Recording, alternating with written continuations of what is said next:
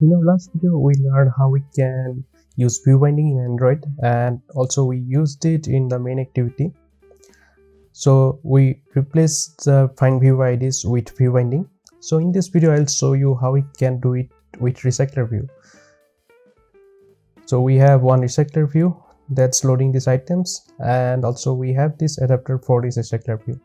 For view binding, we need to write everything inside the adapter.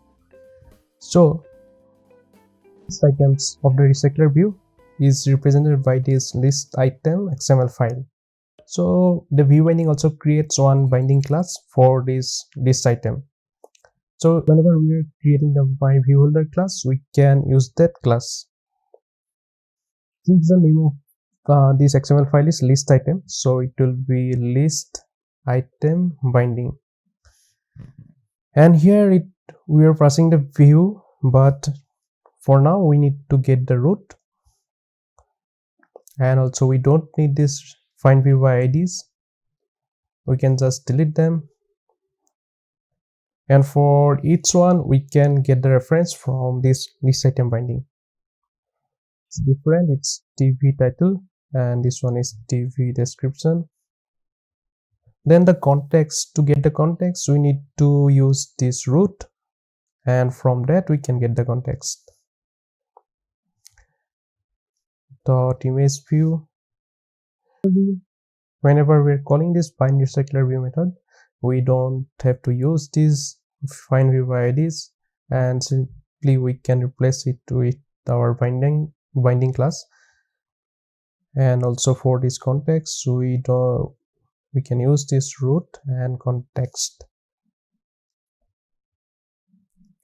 One more change is required. So whenever we're calling this view holder on create view holder class, we will have to use that binding class. So here I'm gonna remove this inflate part, and here I will create one binding, because in the my view holder we are not passing a view. So now we are passing this list item binding, so we need to create one list item binding object. For that we can use list item binding dot inflate. We'll use the second one. So the first one is the inflator, so this is this layout inflator from, we'll pass this one.